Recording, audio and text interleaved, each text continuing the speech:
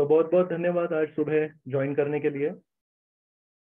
पिछली बार जब हम एकादशी को एकत्रित हुए थे तो हमने चर्चा की थी कैसे श्री कृष्ण भगवान ये अद्भुत रस हमको दिखाते हैं और हम अद्भुत रस में भगवान श्री कृष्ण से अपना नाता जोड़ सकते हैं। तो आचार्य कहते हैं, श्रील रूप गोस्वामी कहते हैं कि जब हम हमारे जीवन में मायूस हो, जब हम हमारे जीवन में बहुत दुखी हो, ये सब ऐसे क्यों हो रहा है, तो उस समय अगर हम श्री कृष्ण भगवान के अद्भुत लीलाओं के ऊपर विचार विनिमर्श करें, अगर हम ये सोचे कि भगवान श्री कृष्ण कितने अद्भुत हैं, भगवान श्री कृष्ण कैसे अद्भुत लीलाएं कर रहे हैं, और जिस व्यक्ति को कृपा मिलने की कोई आशा नहीं थी उसको भी कृपा दे दी श्री कृष्ण भगवान ने। अरे श्री कृष्ण भगवान तो अद्भुत है। तो जब हम मायूस होते हैं, जब हम परिस्थितियों से लड़ते झगड़ते रहते हैं, उस समय अगर हमने श्री कृष्ण भगवान की अद्भुत लीलाओं के ऊपर मनन किया, श्री कृष्ण भगवान के अद्भुत उनके चरित्र के ऊपर विचार किया, तो हमारा वो जो परिस्थिति है उससे हम आसानी से छुटकारा पा सकते हैं। इसलिए ये अद्भुत रस बहुत महत्वपूर्ण है। और पिछली बार हमने ऐसा तय किया था कि आज के इस जपा टॉक में हम श्री चैतन्य महाप्रभु के अद्भुत रस के बारे में चर्चा करेंगे। तो प्रभु रामचंद्र हैं, इनको कहते हैं मर्यादा पुरुषोत्तम। श्री कृष्ण भगवान को कहते हैं लीला पुरुषोत्तम, और श्री चैतन्य महाप्रभु को कहते हैं प्रेम पुरुषोत्तम। एक प्रेम से आवृत व्यक्ति कैसे अपने जीवन में जिएगा, उसका जीवन कैसे होगा, ये अगर हमको जानना है। हम केवल प्रेम प्रेम प्रेम कृष्ण प्रेम के बारे में इतना सुनते हैं, लेकिन शायद ही हम में से किसी व्यक्ति ने उस प्रेम को चखा है। एक श्री चैतन्य चरितामृत में एक मीठी एक वस्तु है जिसका नाम है शिखरिणी। तो कृष्णदास कविराज गोस्वामी कई बार कहते हैं, अरे ये मीठी चीज तो शिखरिणी जैसी है। अभी आप में से किसने शिखरिणी खाया है? अगर नहीं खाया है तो आप बोलेंगे प्रभु जी कृष्णदास कविराज गोस्वामी अगर बोल रहे हैं शिखरिणी है तो ये सबसे बढ़िया मिठाई होगी। लेकिन क्योंकि हमने ये कभी चखा नहीं है तो हम ये केवल विचार कर सकते हैं, हम अनुमान लगा सकते हैं। तो सोचिए, हम जब व्रजवासियों के बारे में सुनते हैं तो हम ये सोचेंगे कि शायद ऐसा कुछ होगा, प्रेम नाम की कोई चीज होगी जो मैंने आज तक कभी अनुभव नहीं की है। इसलिए श्री चैतन्य महाप्रभु की लीलाओं का स्मरण करना, श्री चैतन्य महाप्रभु की लीलाओं का श्रवण करना क्यों महत्वपूर्ण है? क्योंकि हमारे जैसे साधारण व्यक्ति के जीवन में, जो वृंदावन में नहीं रहते हैं, जो व्रज में नहीं रहते हैं, उनके जीवन में अगर प्रेम आए, अगर हमारे हृदय में प्रेम उत्पन्न हो, तो उसका प्रैक्टिकल प्रकटीकरण कैसे होगा? क्या हम भी गोपियों के जैसे वस्त्र पहनेंगे और हम भी केवल कृष्णा कृष्णा करेंगे? तो श्री चैतन्य महाप्रभु गोपियों की तरह वस्त्र नहीं पहन रहे हैं, और श्री चैतन्य महाप्रभु एक सन्यास का धर्म निभा रहे हैं। श्री चैतन्य महाप्रभु जगन्नाथपुरी में जगन्नाथ जी भगवान के सामने कहते हैं, नाहम विप्रो न च नरपतिर नापि वैश्यो न शूद्रो नाहम वर्णी न च गृहपतिर न वनस्थो यतिर्वा। बोलते हैं मैं सन्यासी नहीं हूं, न यतिर्वा न वनस्थो, ना मैं वानप्रस्थ हूँ, ना मैं गृहस्थ हूँ, ना मैं ब्रह्मचारी हूँ, ना मैं ब्राह्मण हूँ, ना मैं वैश्य हूँ, ना मैं क्षत्रिय हूँ, ना मैं शूद्र हूँ। ऐसा बोलते हैं, लेकिन श्री चैतन्य महाप्रभु ने अपने जीवन में कभी भी सन्यास धर्म का उल्लंघन नहीं किया। इसलिए एक भजन है, एक उसमें आता है, नहीं एक श्लोक है ये, उसमें कृष्णदास कविराज गोस्वामी बोलते हैं न्यासी शिरोमणि, बोलते हैं श्री चैतन्य महाप्रभु को न्यासी शिरोमणि। न्यासी शिरोमणि मतलब सारे सन्यासियों में श्रेष्ठ सन्यासी है श्री चैतन्य महाप्रभु। तो अगर मैं सन्यासी नहीं हूं, मैं वानप्रस्थ नहीं हूं, मैं गृहस्थ नहीं हूं, मैं ब्रह्मचारी नहीं हूं, ऐसा अगर होता उनका, तो कैसे आचरण करते? और वैसा आचरण करने से क्या कृष्णदास कविराज गोस्वामी उनको न्यासी शिरोमणि बोलते क्या? और वो जो एक भजन है, पहली पंक्ति में याद करने की कोशिश कर रहा हूं, धन मोर नित्यानंद पति मोर गौरचंद्र। उस भजन में आखिरी जो श्लोक है वो ऐसे आता है, न्यासी कुल नायक आता है। न्यासी कुल नायक मतलब सन्यासियों की फैमिली के नायक है श्री चैतन्य महाप्रभु। ये क्यों बता रहा हूं मैं आपको कि श्री चैतन्य महाप्रभु हमारे आत्मा का स्तर बता रहे हैं कि हम ब्राह्मण क्षत्रिय वैश्य शूद्र नहीं है, लेकिन उन्होंने अपना जो जीवन जिया वो अपने आश्रम के अनुसार जिया। तो हमारे आश्रम में स्थित होके हम प्रेम का अनुभव, कृष्ण प्रेम का अनुभव कैसे करेंगे, ये अगर जानना है तो हमको श्री चैतन्य महाप्रभु की लीलाओं का स्मरण करना पड़ेगा। क्यों? क्योंकि अगर व्रजवासियों की लीलाओं का केवल वही एक चीज का स्मरण किया तो कभी कभी हम में एक विचार आ सकता है, अरे ये तो गोपियां हैं, ये तो व्रजवासी हैं, ये तो श्री कृष्ण भगवान को रोज देखते हैं इसलिए ऐसा जीवन जी पा रहे हैं, ऐसा कर रहे हैं। लेकिन हम हमारे आश्रम में रह के क्या ये शुद्ध भक्ति का जीवन जी पाएंगे? ये अगर हमको विश्वास अपने मन में उत्पन्न करना है तो चैतन्य चरितामृत को हम हमारा प्राथमिक ग्रंथ बनाना पड़ेगा। तो इसलिए श्री चैतन्य महाप्रभु है प्रेम पुरुषोत्तम भगवान। और ये जो श्री चैतन्य महाप्रभु है, इनके जीवन में अद्भुत रस उत्पन्न करने वाली कुछ लीलाओं का हम चर्चा करेंगे। अगर समय कम पड़ गया तो अगली बार चर्चा करेंगे। श्री चैतन्य महाप्रभु जब पहली बार जीवन में जगन्नाथपुरी पहुंचे, जगन्नाथपुरी में एक पुरी के क्षेत्र जब शुरू होता है तो एक जगह है, उसका नाम है 18 नाला। तो 18 नाला ये जगन्नाथपुरी का बाउंड्री है। तो श्री चैतन्य महाप्रभु जब 18 नाला पहुंचे, वहां तो उस समय ऊंची ऊंची बिल्डिंगें नहीं थी। तो उस समय उन्होंने क्या किया, उस समय उन्होंने उस 18 नाला से जगन्नाथ मंदिर के ऊपर जो सुदर्शन चक्र था उसका दर्शन किया। और जैसे ही दर्शन किया उनको समझ में आ गया, अरे मैं तो जगन्नाथपुरी के पास में आ गया। श्री चैतन्य महाप्रभु बंगाल से चले थे और धीरे धीरे चल के सोच रहे कब मुझे दर्शन, जगन्नाथ जी के दर्शन होंगे। और वहां से सुदर्शन जी का जब दर्शन हुआ तो वहां एकदम मूर्छित हो गए। 2 कदम चलते थे फिर मूर्छित हो जाते थे, फिर 2 कदम चलते थे फिर मूर्छित हो जाते थे। ऐसे करके करके करके श्री चैतन्य महाप्रभु जगन्नाथ मंदिर के दरवाजे पे पहुंचे, सिंह द्वार में पहुंचे। और वहां से सीढ़ियों को चढ़के हुए ऐसे हाथ हे कृष्णा करके भाग के गए।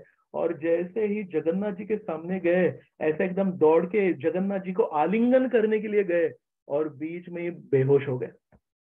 और बेहोश हो गए तो वहां के जितने भी सिक्योरिटी गार्ड थे उनको लगा ये कोई ड्रामा करने वाला व्यक्ति है, चलो इनको सिखाते हैं। तो उनको डंडे से मारने के लिए आगे हो गए।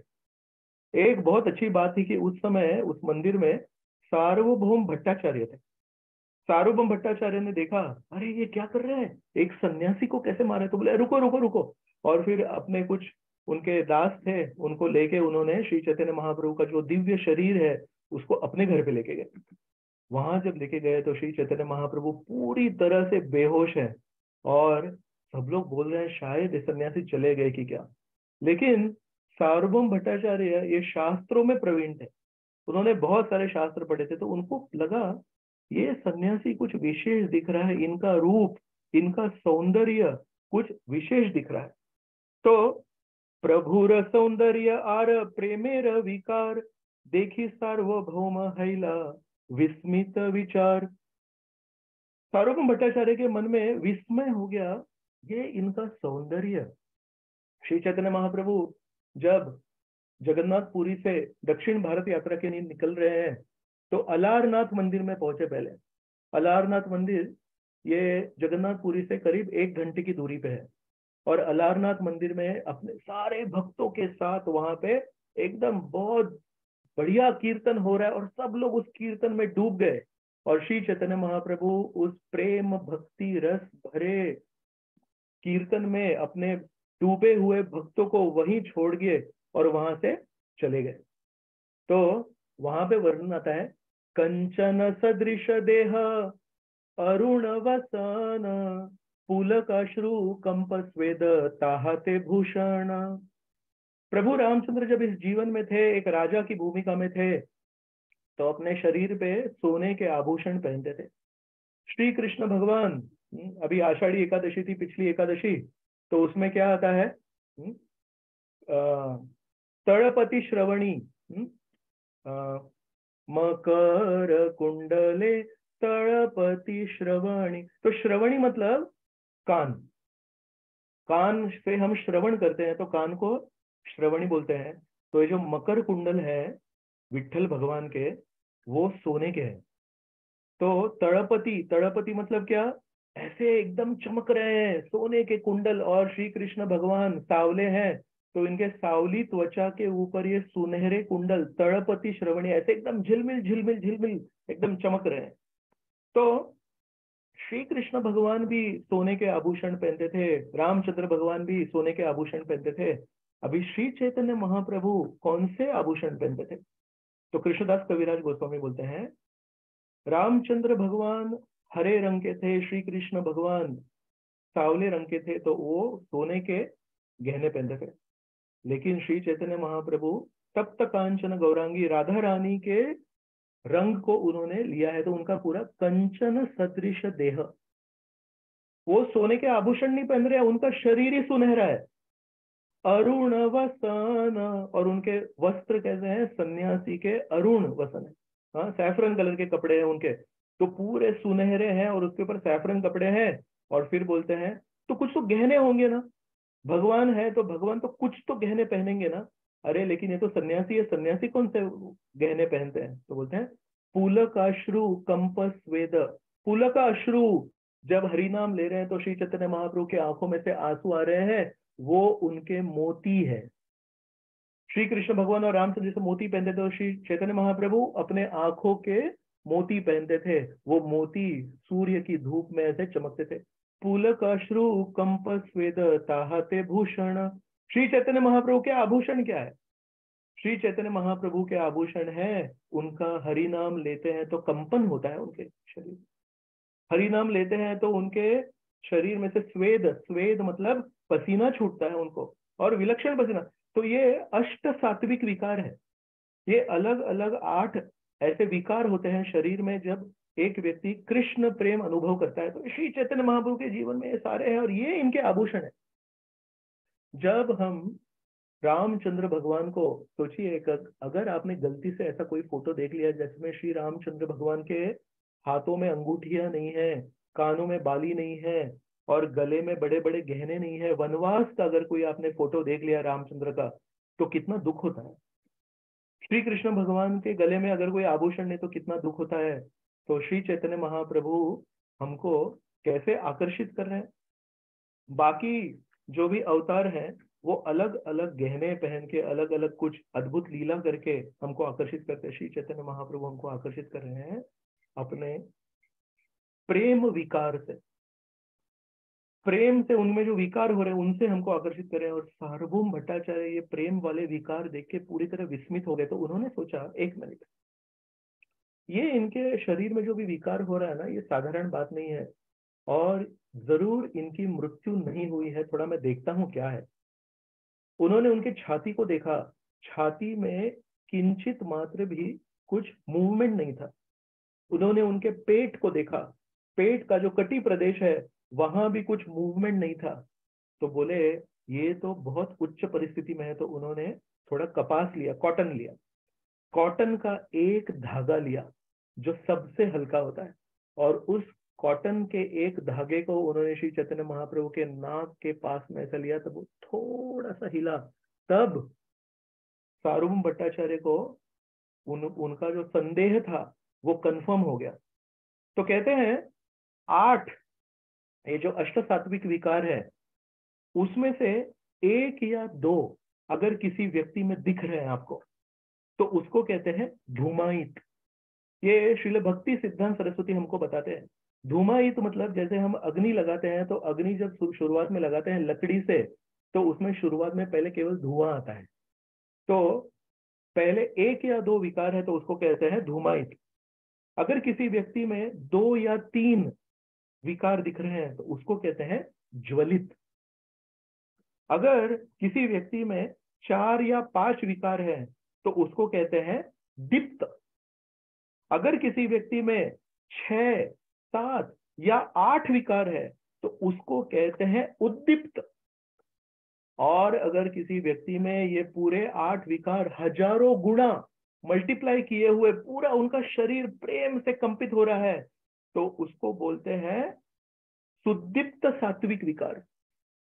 तो धूमायित, ज्वलित, दीप्त, उद्दीप्त और 8 गुण, 8 सात्विक विकार अगर 1000 बार मल्टीप्लाई हो गए, मतलब इतना उनके हृदय में प्रेम है, ये उच्च स्तर केवल गोपियों में, श्रीमती राधा रानी में होता है, तो उसको बोलते हैं सुदीप्त सात्विक विकार।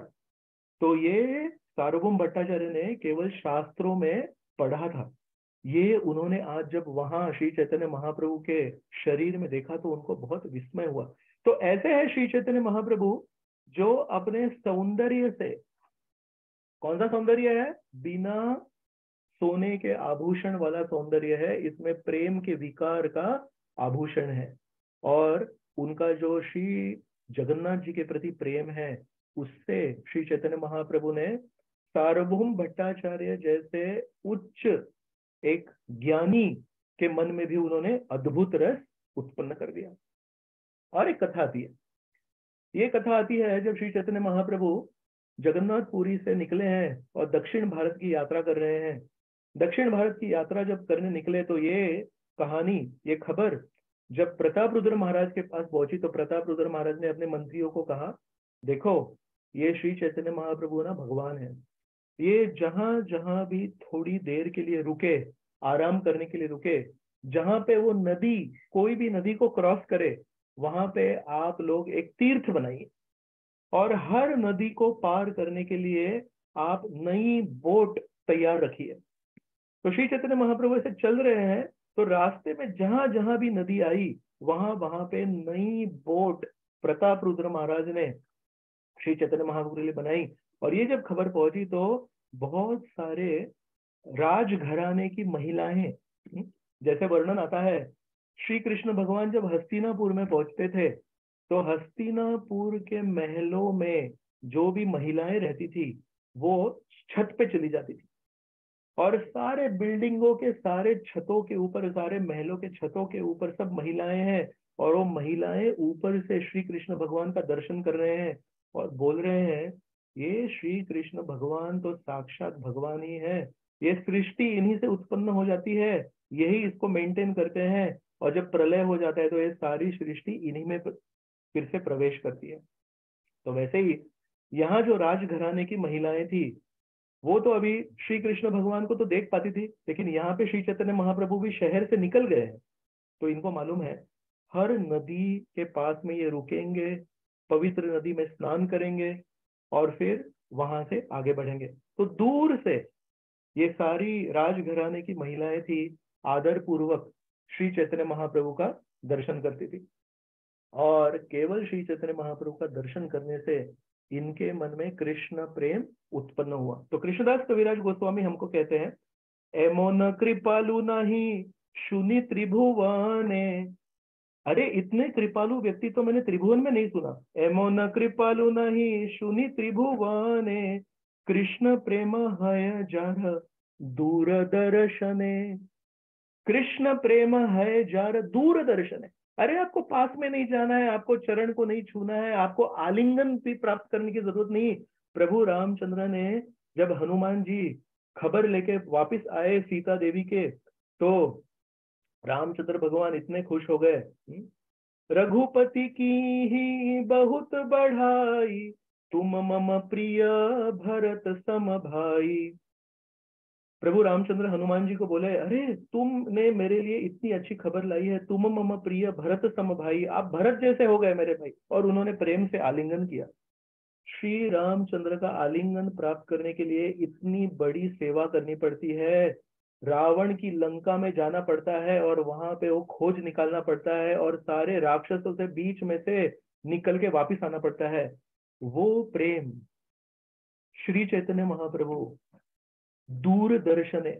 आप अगर दूर से श्री चैतन्य महाप्रभु का दर्शन लेंगे तो भी आपको वो प्रेम देंगे। तो श्री चैतन्य महाप्रभु दक्षिण भारत में जब निकले तो पहली कथा आती है, एक कूर्म देश है, आज भी आंध्र प्रदेश में कभी हम कोई यात्रा में जाएंगे तो वहां जाएंगे, कूर्म देश है, वहां कूर्म देश में कूर्म देव की मूर्ति है और उस कूर्म देव की मूर्ति को इस सृष्टि की शुरुआत में ब्रह्मा जी ने स्थापित किया।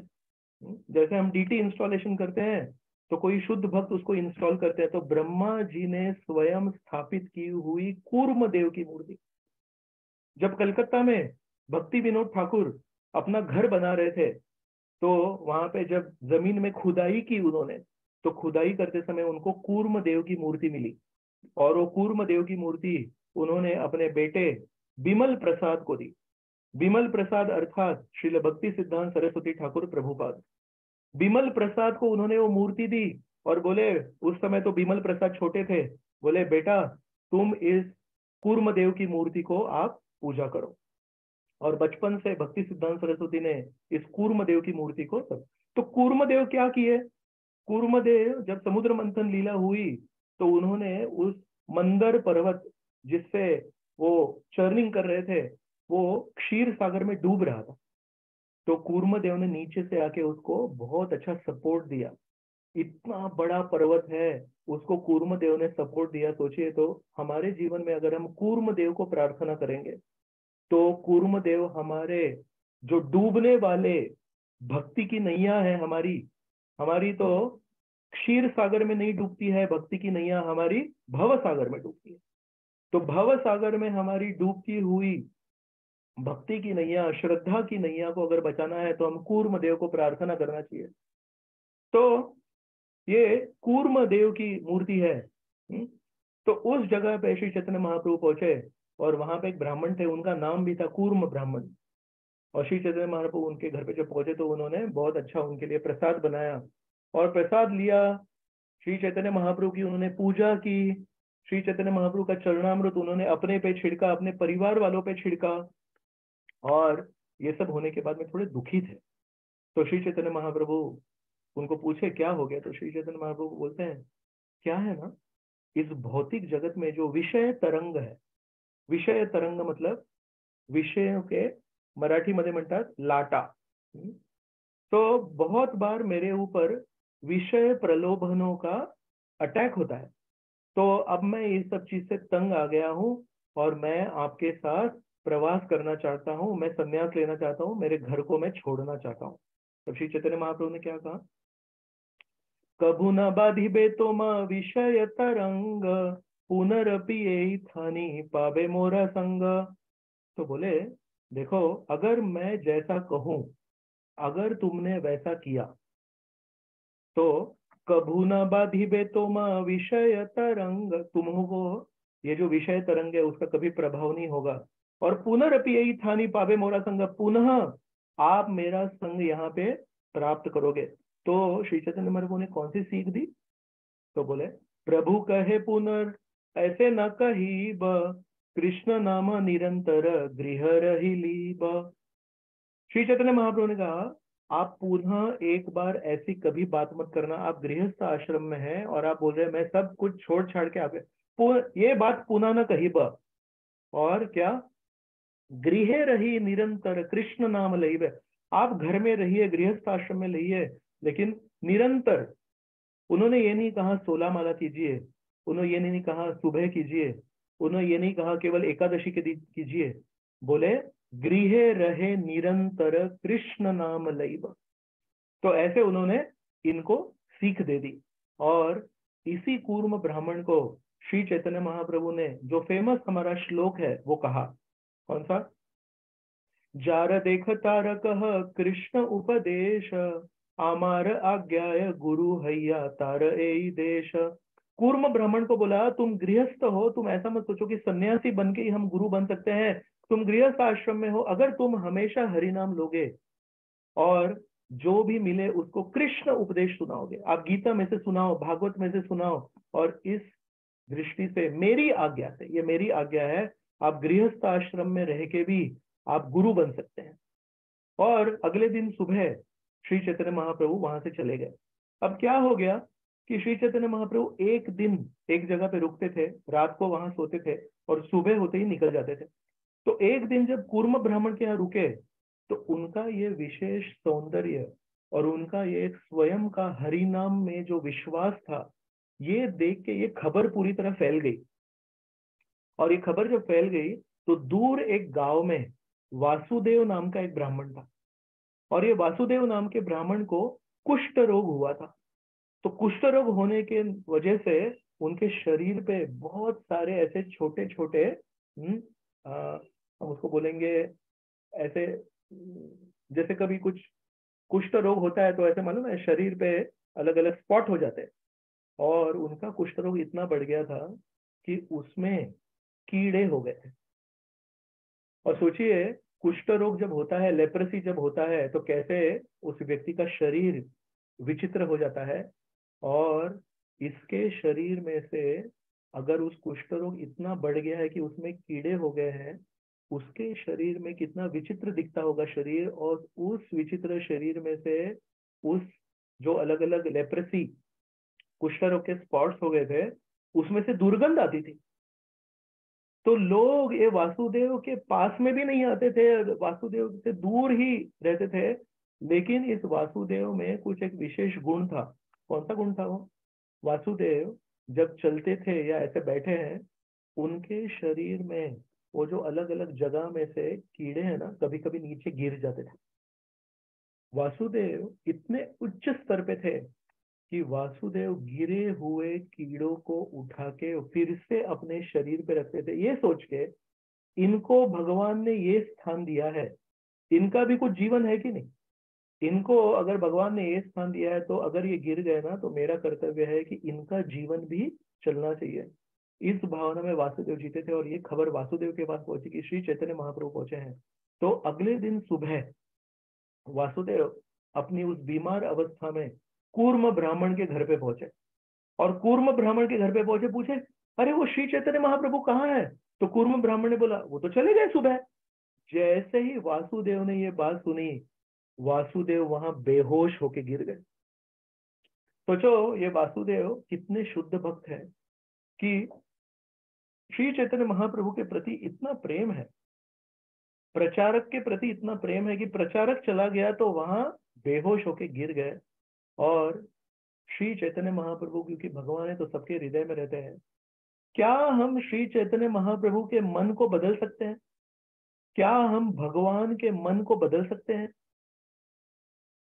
श्री कृष्ण भगवान को भागवत के पहले श्लोक में एक शब्द से वर्णन करते हैं। भागवत का जो पहला श्लोक है, उसमें श्री कृष्ण भगवान का एक शब्द है स्वराट। स्वराट मतलब ये व्यक्ति इंडिपेंडेंट है, इस व्यक्ति के ऊपर शंकर जी की नहीं चलती है, इस व्यक्ति के ऊपर देवी देवताओं की नहीं चलती है, इस व्यक्ति अपनी मनमानी से अपना जीवन जीते। ये भागवत का पहला श्लोक है। लेकिन इसी भागवत के पहले स्कंद में 8वें अध्याय की शुरुआत कैसे होती है? 8वें अध्याय की शुरुआत होती है, श्री कृष्ण भगवान महाभारत के युद्ध के उपरांत युधिष्ठिर महाराज को राज सिंहासन पे बिठा दिए और बोले, चलो धर्म संस्थापनार्थाय हो गया, अभी मैं चला द्वारका। उस समय कुंती उनके पास आई और बोली, हे भगवान, कृपया कुछ समय के लिए और रुकिए। और स्वराट श्री कृष्ण भगवान के ऊपर, अपने भक्तों के ऊपर पूरी तरह से निर्भर होकर वहीं रुक गए। प्रभु रामचंद्र लंका में रावण को मार के विभीषण को राजगद्दी पे स्थापित करके बोलते हैं, अभी मुझे एक क्षण भी यहाँ पे रुकना नहीं है। क्यों? क्योंकि समय बहुत कम है। भरत ने बोला था 14 साल में रुकूंगा, लेकिन 14 साल में 1 घंटे की भी अगर दूरी हो गई तो मैं खुद मृत्यु स्वीकार करूंगा। तो मैं यहाँ रुक नहीं सकता, मैं चला। और झट से निकलते। लेकिन झट से जब लंका से निकलते, उनको लंका में कोई दिलचस्पी नहीं है। लंका से जब निकले और विमान से जब जा रहे हैं, तो किष्किंधा क्षेत्र के ऊपर से जब विमान जा रहा है, तो सीता देवी बोलती है, हे प्रभु, सारे वानरों ने आपके लिए इतनी सेवा की, लेकिन सारे वानर अपनी पत्नी को छोड़ के आपकी सेवा करने के लिए आए थे। और इन सारे वानरों की पत्नी यहाँ रहती है, इस किष्किंधा क्षेत्र में। तो अगर हम अयोध्या में जा रहे हैं और आपका राज्याभिषेक होगा, तो क्या हमको उन पत्नियों को नहीं लेके जाना चाहिए? प्रभु रामचंद्र ने उस विमान को उधर ही, पुष्पक विमान को उधर ही रोक दिया। किष्किंधा क्षेत्र में सारे जो वानर की पत्नियां थी, ये सारे वानर की पत्नियों तक खबर गई। और सारे ये उस तो विलंब हो गया। बात कहने की है कि श्री कृष्ण भगवान स्वराट है, लेकिन उनके जीवन में भक्तों की इच्छा पूर्ति के लिए उन्होंने विलंब किया। रामचंद्र भगवान स्वराट है, लेकिन उन्होंने सीता देवी और अपने वानरों के सारे पत्नियों के आनंद के लिए अपने जीवन में एक चेंज किया, विलंब किया। वैसे ही श्री चैतन्य महाप्रभु पूरी तरह से स्वराट है, लेकिन श्री चैतन्य महाप्रभु तो आगे चले गए थे। आगे जाने के बाद में कभी कभी हम पीछे हटने के लिए तैयार नहीं होते। हम बोलते हैं अरे एक बार मैंने जो कदम ले लिया वो ले लिया, मैं पीछे नहीं हटूंगा। अगर एक बार मैंने कुछ बोल दिया तो बोल दिया, मैं अपने शब्दों को वापस नहीं लूंगा। और सोचो, भगवान जो पूरी तरह से स्वराट है, जो ऐसा बोलने के लिए पूरी तरह से क्वालिफाइड है, लेकिन वो बोलते हैं मैंने जो बोल दिया वो बोल दिया, लेकिन अगर मेरा भक्त कुछ बोल रहा है तो मैं उसे बदलूंगा। मैंने को जो करना था, मुझे जो निर्णय लेना था वो तो मैंने ले लिया, लेकिन मेरा भक्त अगर मुझे कुछ विनती कर रहा है तो मैं वो करूंगा। श्री चैतन्य महाप्रभु जो दक्षिण भारत यात्रा की करने के लिए आगे चले गए थे, वो पुनः वापिस आए और कूर्म ब्राह्मण के घर पे पुनः आने के बाद में वासुदेव को देखे और वासुदेव के पास में आए और वासुदेव को उठा के उन्होंने वासुदेव को घट्ट आलिंगन किया। और जैसे ही इस कुष्ठ रोग से पीड़ित दुर्गंधी शरीर वाले, अलग अलग जगह पे कुष्ठ रोग होने वाले वासुदेव को श्री चैतन्य महाप्रभु ने जब उनको घट्ट आलिंगन किया, तो इस व्यक्ति का कुष्ठ रोग नष्ट हो गया और इस व्यक्ति के शरीर को एक सुंदर सा शरीर देके श्री चैतन्य महाप्रभु ने उनको ना केवल अंदरूनी सौंदर्य दिया, बल्कि बाहरी रूप से भी उनको सौंदर्य दिया। और अपना ये नया शरीर देख के ये वासुदेव सोच रहा है अब मुझे जरूर इसका घमंड होगा। देखो ये वासुदेव क्या व्यक्ति है, एक साधारण सा ब्राह्मण है, ऐसे कोई बड़ा शुद्ध भक्त या कोई सन्यासी नहीं है, लेकिन बोल रहा है मुझे भगवान की असीम कृपा मिली है। कई बार जब हमको हमारे जीवन में भगवान की कृपा मिलती है तो हम मन ही मन में खुश हो जाते हैं और अपने को अन्य भक्तों से श्रेष्ठ मानते हैं। हम बोलते हैं देखो इतने लोग 16 माला कर रहे हैं, इतने लोग साधना कर रहे हैं, लेकिन कृपा किसको मिली? हमारी जो कॉलर है ये ऐसे हम ऊपर कर देते हैं, देखो कृपा तो मुझे ही मिलेगी नहीं। लेकिन ये वासुदेव क्या सोच रहा है मालूम है? वासुदेव सोच रहा है मुझे ऐसी जो विशेष कृपा मिली, अगर ये खबर फैल गई और लोग बोलेंगे अरे वाह, तुझे तो सबके सामने श्री चैतन्य महाप्रभु ने कृपा दी, तेरा तो शरीर ही बदल गया, मेरे मन में घमंड आ जाएगा। तो श्री चैतन्य महाप्रभु को प्रार्थना करें, श्री चैतन्य महाप्रभु आपने मुझे कृपा दी, लेकिन मेरे मन में ना बहुत घमंड आ जाएगा, मैं इसके लिए क्या करूं? श्री चैतन्य महाप्रभु ने कूर्म ब्राह्मण को जो सीख दी थी, क्या दी थी? गृहे रही निरंतर कृष्ण नाम लैब। तो श्री चैतन्य महाप्रभु इसको क्या बोलते हैं? प्रभु कहे तुम्हारा होबे नहीं अभिमान, प्रभु कहे तुम्हारा हबे नहीं अभिमान, तुमको अभिमान नहीं होगा। निरंतर लहो तुम्ही कृष्ण कृष्ण नाम। कूर्म ब्राह्मण को उन्होंने कहा तुमको विषय तरंग स्पर्श नहीं करेगा अगर तुम निरंतर कृष्ण नाम लोगे। और इस वासुदेव को बोल रहे हैं तुमको अभिमान होने का डर है, अभिमान भी नहीं होगा अगर तुम निरंतर कृष्ण नाम लोगे। वही सीख कूर्म ब्राह्मण को, वही सीख वासुदेव को, वही सीख सार्वभौम भट्टाचार्य को, वही सीख प्रकाशानंद सरस्वती को, श्री चैतन्य महाप्रभु प्रेम पुरुषोत्तम भगवान हम सबको बोल रहे हैं ये जो हरि नाम है ये बहुत बड़ी दवाई है। हम बुखार की दवाई के लिए एक डॉक्टर के पास जाते हैं, घुटने की दवाई के लिए अलग डॉक्टर के पास जाते हैं, आंखों में अगर तकलीफ है तो आंखों के डॉक्टर के पास जाते हैं, पीठ में अगर दुख रहा है तो पीठ के डॉक्टर के पास जाते हैं, ऑर्थोपेडिक के पास जाते हैं, ऑप्थेल्मोलॉजिस्ट के पास जाते हैं, ईएनटी के पास जाते हैं, सबके पास जाते हैं। और आध्यात्मिक जीवन में अगर तकलीफ है तो किसके पास जाते हैं? आध्यात्मिक जीवन में अगर तकलीफ है तो हमको चैतन्य वैद्य के पास जाना चाहिए। तो श्री चैतन्य महाप्रभु का वर्णन एक श्लोक में कृष्णदास कविराज गोस्वामी कहते हैं चैतन्य वैद्य। ये जो श्री चैतन्य महाप्रभु है एक वैद्य है और श्री चैतन्य महाप्रभु हमको हरिनाम की दवाई दे रहे हैं। केवल दवाई हम कैसे लेते हैं? दवाई जैसे डॉक्टर ने कहा है वैसे लेते, अपने हिसाब से नहीं लेते।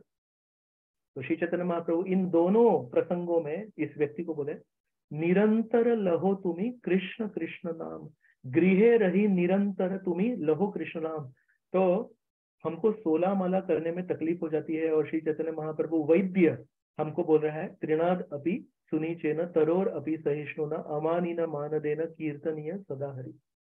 तो 16 माला हमारा मिनिमम है, लेकिन जब भी हमको समय मिले तो हमको कृष्ण नाम लेना चाहिए, भगवान को नित्य स्मरण करना चाहिए। तो इस वासुदेव को ये जो कृपा दी, ये देख के भी कूर्म ब्राह्मण और वासुदेव ये पूरी तरह से विस्मित हो गए। ऐसी कृपा तो किसी को नहीं दी। और वासुदेव बोल रहा है आप सन्यासी नहीं है। क्यों मालूम है? साधारण व्यक्ति भी मेरे पास में नहीं आता है मेरी दुर्गंध सूंघ के, और आप इतने बड़े सन्यासी होके अपने शरीर को आपने ये दुर्गंध लगा ली मुझे करके। आप भगवान हैं, भगवान ही केवल इतने दया कर सकते हैं। तो ये जो अध्याय है, इसका जो पहला श्लोक है, इसका पहले श्लोक में बहुत अच्छा एक सुंदर श्लोक आता है। इसमें कृष्णदास कविराज गोस्वामी बोलते हैं, धन्यम तन्नौमि चैतन्यम वासुदेव दयार्द्रधि नष्ट कुष्टम रूप पुष्टम भक्ति तुष्टम चकारही। तो बोलते हैं नष्ट कुष्टम, उसका कुष्ठ रोग उन्होंने खत्म कर दिया। रूप पुष्टम, उनको बहुत सुंदर रूप दिया। भक्ति तुष्टम, और उनको उन्होंने शुद्ध भक्ति देके तुष्ट कर दिया, सेटिस्फाइड कर दिया। ऐसे श्री चैतन्य महाप्रभु को मैं प्रणाम करता हूँ। और बहुत सारी लीलाएं हैं। सनातन गोस्वामी जगन्नाथपुरी में है। सनातन गोस्वामी के मन में विचार आया, सनातन गोस्वामी भी जब वृंदावन से जगन्नाथपुरी आए तो दूषित पानी पिए, और दूषित पानी का जब सेवन किया तो उनके शरीर पे ऐसे फोड़े आ गए। तो सोच रहे हैं अरे ये फोड़े ना, ये भक्तों को जब आलिंगन करूंगा तो अच्छा नहीं है।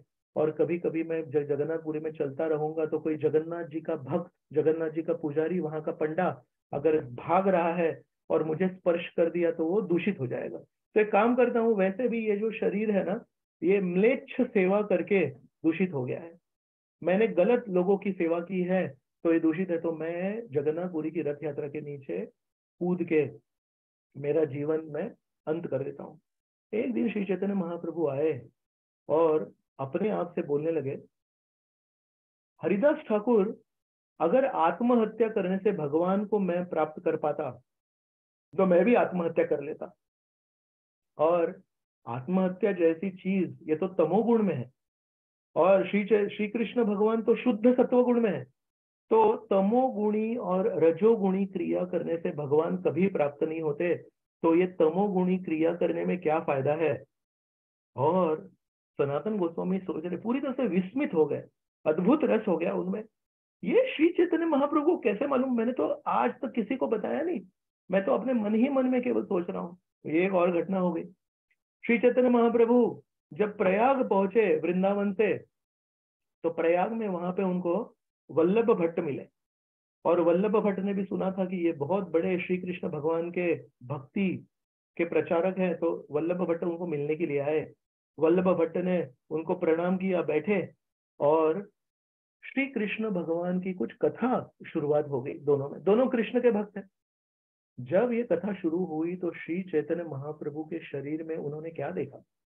उन्होंने देखा जैसे ज्वालामुखी होता है, ज्वालामुखी ऐसे अंदर से ना धुआं आता रहता है फूटने से पहले। जब वो ज्वालामुखी फूटे तो पहले से थोड़ा foot foot foot foot foot ऐसे धुआं आता है, मतलब अभी कभी भी फूटेगा और कभी भी इसमें से वो पूरा लावा बाहर आएगा।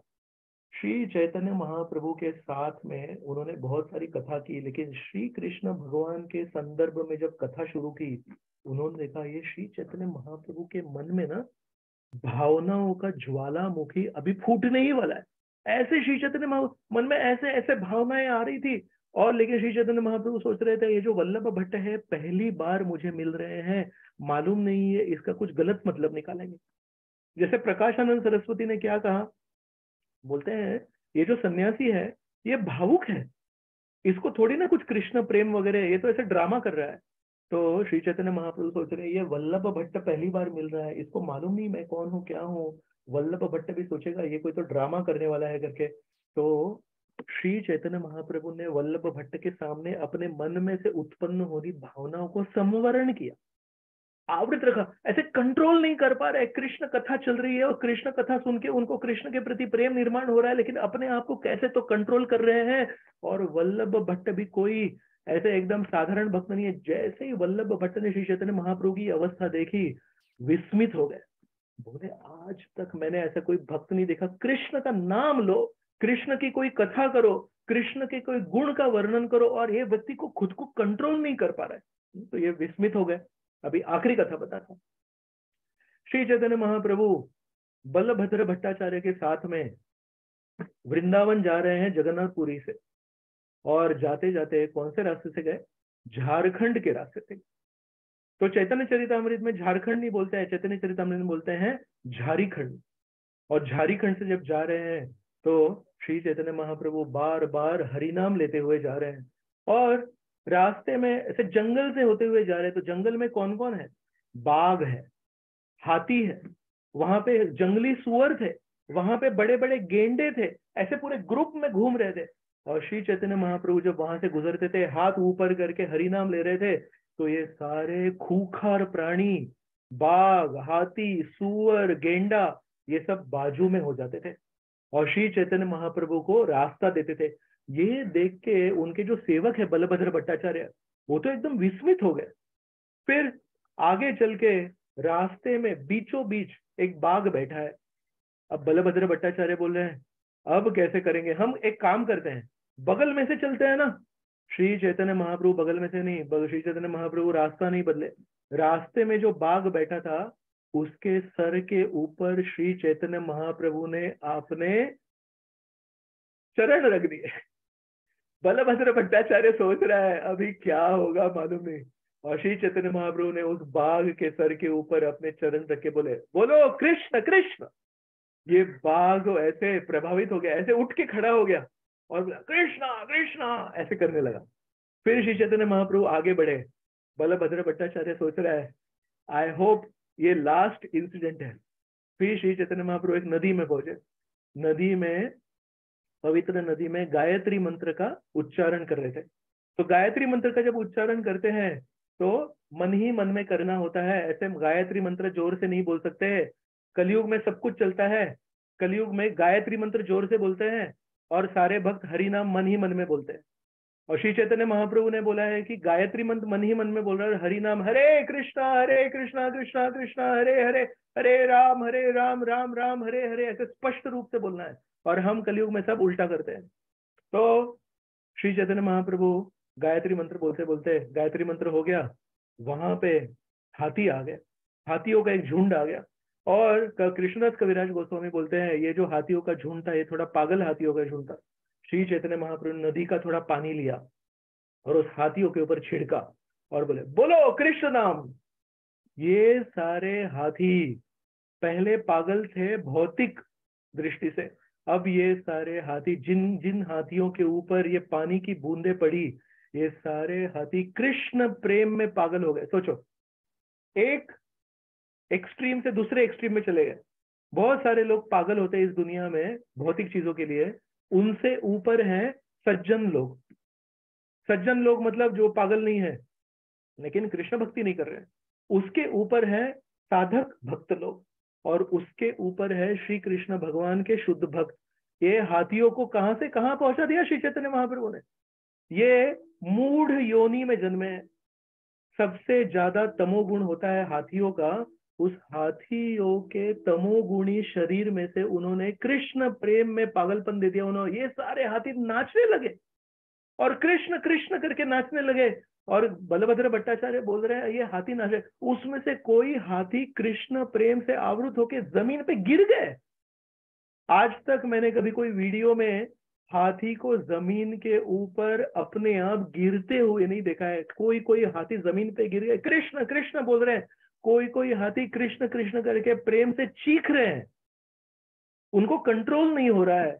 और ये सब परिस्थिति देख के बलभद्र भट्टाचार्य सोच रहे हैं श्री चैतन्य महाप्रभु किस किस को कृपा दे रहे हैं।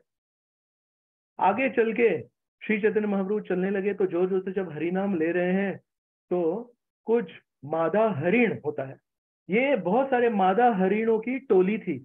और श्री चैतन्य महाप्रभु की जो मीठी आवाज है, ये सुन के ये सारे हरिण जो है, हिरन है, ये सारे उधर आ गए। और श्री चैतन्य महाप्रभु के कोई हिरन श्री चैतन्य महाप्रभु के बाएं तरफ, कोई हिरन श्री चैतन्य महाप्रभु के दाएं तरफ, और श्री चैतन्य महाप्रभु ऐसे बीच में चल रहे हैं और ये सारे हिरन श्री चैतन्य महाप्रभु के पीछे पीछे चल रहे हैं।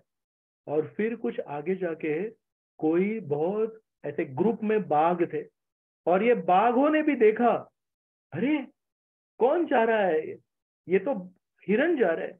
एक एक हिरन को पकड़ने के लिए हमको इतनी मेहनत करनी पड़ती है, और यहाँ तो एक ग्रुप है हिरन का, और ये तो देख भी नहीं रहे हमको, तो इनको थोड़ा पास में जाके देखते हैं। जब पास में गए तो देखा श्री चैतन्य महाप्रभु हरिनाम ले रहे थे। इस हरिनाम का प्रभाव इन हरिनों, इन बाघों पे भी हो गया। तो बाघ और हिरन ये एक दूसरे के दुश्मन है, लेकिन ये बाघ और हिरन जब श्री चैतन्य महाप्रभु का हरिनाम सुने तो साथ में एक ग्रुप हो गए, और श्री चैतन्य महाप्रभु के साथ में चल रहे। तो सामने, क्योंकि हिरन थे पहले से और बाघ भी उसमें मिक्स हो गए, और श्री चैतन्य महाप्रभु हरिनाम करते हुए जा रहे हैं, और ये अजीब संकीर्तन पार्टी चली। इस अजीब सी संकीर्तन पार्टी में बाघ और हिरन दोनों हैं, और इस बाघ और हिरन वाली संकीर्तन पार्टी में श्री चैतन्य महाप्रभु ने फिर से उनको बोला, बोलो कृष्ण नाम बोलो, केवल मेरे साथ चलना नहीं है, don't follow me physically, follow me with your consciousness. मैं जो बोल रहा हूं वो भी करो, केवल मेरे साथ में मत चलो। तो श्री चैतन्य बोलो कृष्ण नाम, सारे बाघ और सारे हिरन कूदने लगे, दे स्टार्टेड जंपिंग, और कूद कूद के हरिनाम ले रहे हैं। और श्री कृष्णदास कविराज गोस्वामी वहां पे एक अद्भुत चीज बताते हैं, जो पहले कभी हुई नहीं और फिर से कभी होगी नहीं। ये सारे बाघों ने एक एक हिरन को पकड़ा और प्रेमावेश होके एक दूसरे को चुंबन किया। कृष्णदास कविराज गोस्वामी बोल रहे हैं, इस बाघ और हिरन ने अपने एक दूसरे को आलिंगन किया और एक दूसरे को चुंबन किया। इसके पहले भी बाघ ने कई बार हिरन को चुंबन किया है, लेकिन क्यों किया है चुंबन? अपने ओठों से चुंबन नहीं किया है, अपने दांतों से पकड़ा उसको और उसकी गर्दन को काट के उसको सफोकेट करके उसको मार डाला, और फिर उसके शरीर को भक्षण किया। गाय ने हरिन को चुंबन नहीं किया, बाघ ने हरिन को चुंबन किया। बाघ को मालूम है ये हरिन का खून कितना टेस्टी होता है। बाघ को मालूम है एक एक हिरन को पकड़ने के लिए कितनी मेहनत करनी पड़ती है, क्योंकि बाघ के पास तो बहुत एनर्जी है, बाघ के पास तो अनलिमिटेड एनर्जी है, लेकिन हिरन के पास अनलिमिटेड स्पीड भी तो है। बाघ का शरीर बहुत हैवी होता है और एनर्जी होती है, लेकिन बाघ जब दौड़ता है तो बहुत जल्दी थक जाता है, और हिरन का शरीर जो होता है वो बहुत लाइट होता है और ऐसे एकदम तेज भाग जाता है। एक एक हिरन को पकड़ने के लिए बहुत मेहनत करनी पड़ती है, और बहुत सारी मेहनत करने के बाद में जब हिरन को खाते हैं तो गरम गरम टेस्टी खून की जो टेस्ट है ये तो बाघ ने ली है, लेकिन वही बाघ और वही हिरन है, और श्री चैतन्य महाप्रभु के हरिनाम संकीर्तन में एक दूसरे को आलिंगन कर रहे हैं और एक दूसरे को चुंबन कर रहे हैं। ये सब दृश्य देख के बलभद्र भट्टाचार्य सोच रहे हैं, मैं ये सब क्या देख रहा हूँ, मेरे सामने ये सब क्या हो रहा है। तो ये कथा सुन के हम भी अपने मन में एक विश्वास निर्मित कर सकते हैं, और श्री चैतन्य महाप्रभु के चरणों को पकड़ के एक प्रार्थना कर सकते हैं कि इस जीवन में जिस किसी व्यक्ति के प्रति मेरे मन में गलत भावना हो, एक दिन हे श्री चैतन्य महाप्रभु एक ऐसा कीर्तन आप रखना, और उस कीर्तन में मैं जरूर उपलब्ध रहूंगा। और वो कीर्तन कब होगा? ऐसा कीर्तन जिसमें मैं भी उस कीर्तन में ऐसे डूब जाऊं कि मैं हर किसी के साथ नृत्य करूं, कौन है कौन नहीं है, कौन मेरा दोस्त है कौन मेरा दुश्मन है, कौन सी भावना में ये व्यक्ति है, ये सब सोच के, ये सब मेरी ऐसी परिस्थिति खराब हो गई है, ये सब भावनाएं छोड़ के मुझे हर एक व्यक्ति को आलिंगन करना है, हर एक व्यक्ति को कीर्तन में चुंबन करना है। और ये जो कीर्तन है ये कब होगा? ये 2022 में होगा, 2023 में होगा, या 2024 में होगा? कब होगा? ये कीर्तन कभी भी हो सकता है।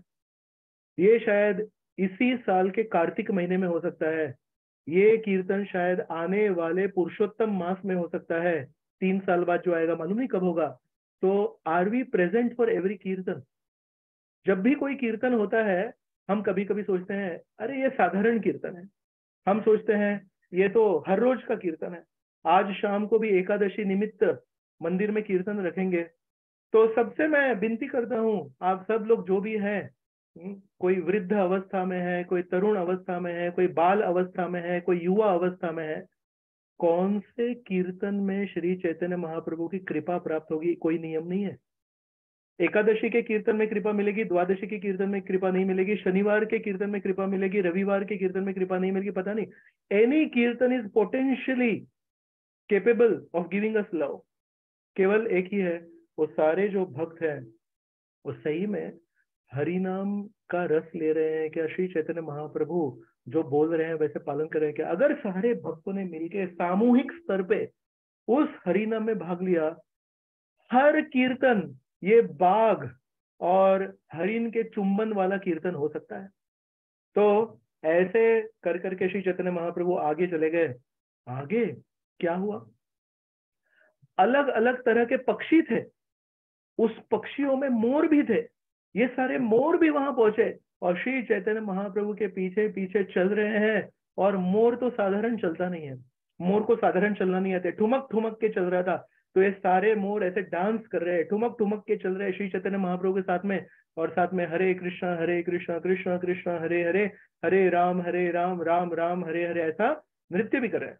और जब श्री चैतन्य महाप्रभु आगे चल रहे हैं और ऐसा हरिनाम ले रहे हैं, तो कृष्णदास कविराज गोस्वामी कह रहे हैं उस जंगल के सारे पेड़ पौधे और लताएं ये कंपित हो रहे थे, अपने मन में हरिनाम का प्रभाव अनुभव करके कंपित हो रहे थे। तो इस पूरी कथा में हम देखते हैं हाथी हो गया, हिरन हो गया, बाघ हो गया, गेंडा हो गया, सुअर हो गया, मोर हो गया और अलग पक्षी हो गए और लताएं हो गई और वृक्ष हो गए। कौन सी योनि बची? तो श्री चैतन्य महाप्रभु इस लीला में से हमको बता रहे हैं, अगर आप सर्वाधिक तमोगुणी लता या वृक्ष की योनि में है, या आप जंगल में सुअर जैसी योनि में है, या हाथी जैसी योनि में है, या हिरन जैसी योनि में है, या बाघ जैसी योनि में, आप कोई भी योनि में होने दो, लेकिन अगर आपने हरिनाम लिया, जो श्री चैतन्य महाप्रभु कूर्म ब्राह्मण को बोले हैं, वासुदेव को बोले हैं, सबको बोले हैं, तो जरूर एक न एक दिन हमारे जीवन में परिवर्तन होगा। यही तो अद्भुत रस है। सबसे बड़ा अद्भुत रस ये नहीं है कि श्री चैतन्य महाप्रभु ने हाथी को नचाया, सबसे बड़ा अद्भुत ये रस नहीं है कि श्री चैतन्य महाप्रभु ने सुअर को नचाया, सबसे बड़ा अद्भुत रस ये नहीं है कि श्री चैतन्य महाप्रभु ने लताओं को कंपित किया। सबसे अद्भुत रस है कि हम जैसे लोग जो सब कुछ जानते हुए भी गलतियां करते हैं, हमको भी श्री चैतन्य महाप्रभु आशा दे रहे हैं।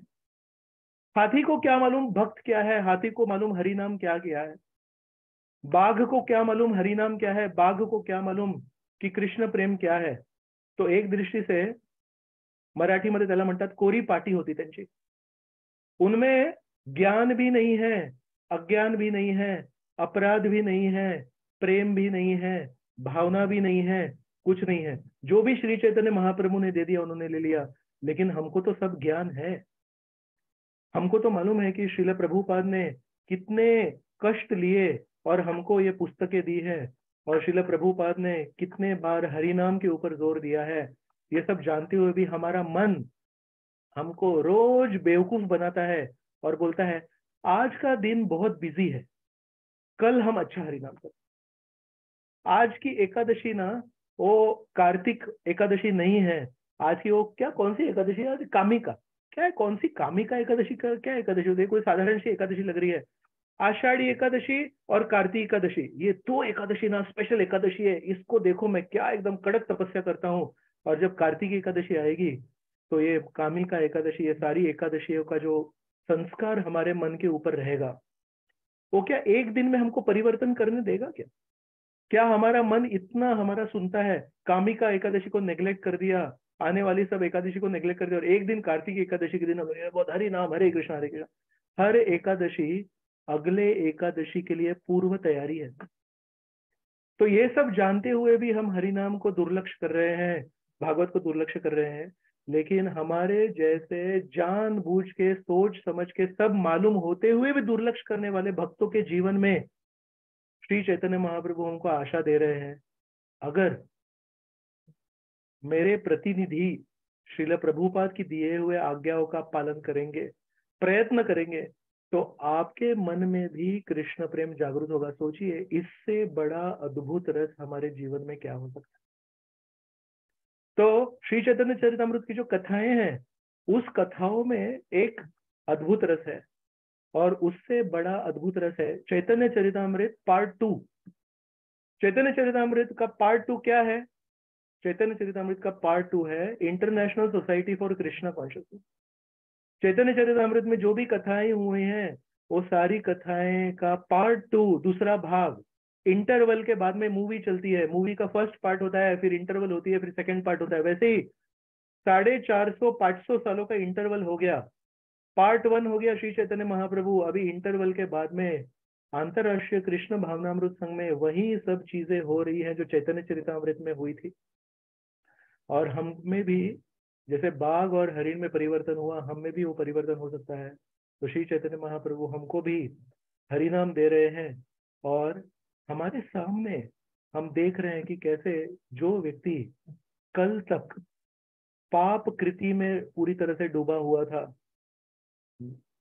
एक गलत संस्कृति का जीवन जी रहा था, मांसाहार कर रहा था, व्यभिचार कर रहा था, गलत गलत चीजों में खुद भी फंसा हुआ था और दूसरों को भी फंसा रहा था, आज वही व्यक्ति हरिनाम लेके कई गुना खुद को अच्छा किया है।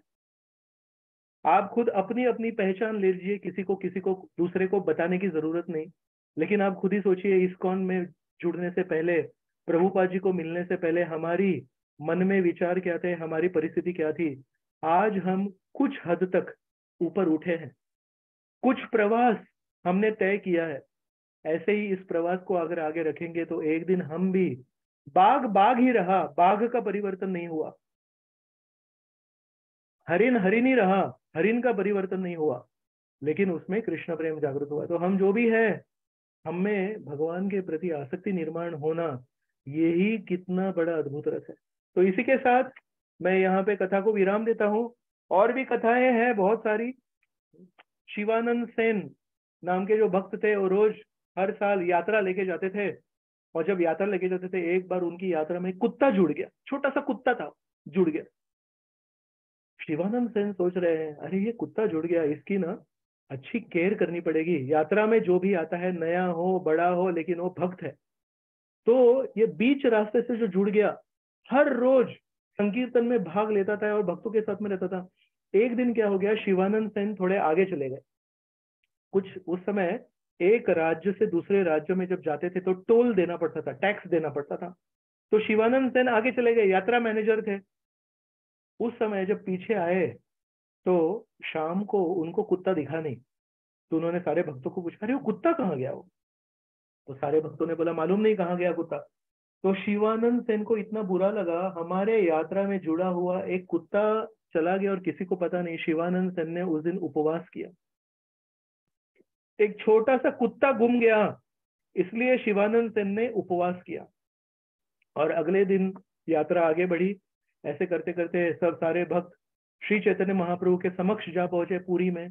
और पुरी में जाके क्या देखते हैं, पुरी में जाके देखते हैं श्री चैतन्य महाप्रभु बैठे हैं और सामने वही कुत्ता है।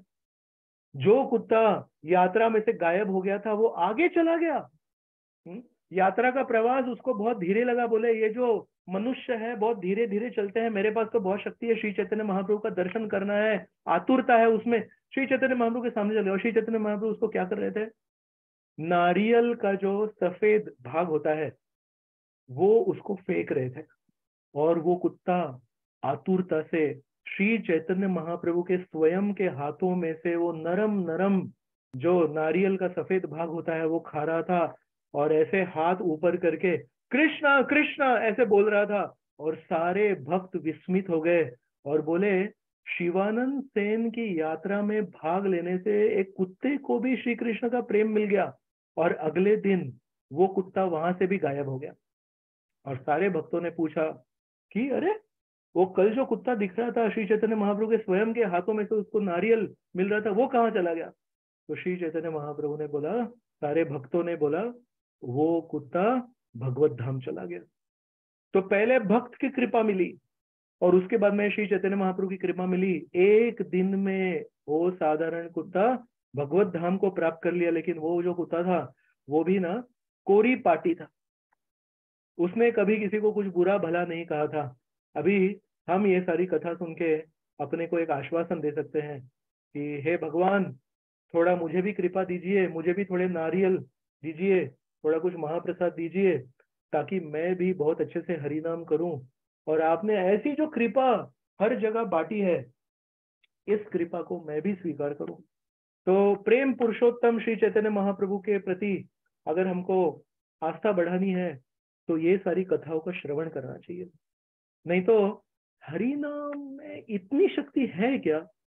हरि नाम दिखने में बहुत साधारण है, जैसे बड़े बड़े ज्ञानी प्रकाशानंद सरस्वती श्री चैतन्य महाप्रभु को भी पहचान नहीं पाए, क्योंकि श्री चैतन्य महाप्रभु दिखने में साधारण लग रहे थे। ना सुदर्शन चक्र था, ना हाथ में शारंग धनुष्य था, लेकिन श्री चैतन्य के हाथ में हरि नाम का अस्त्र था, और उनके सारे जो पार्षद थे वो उनके उप अस्त्र थे।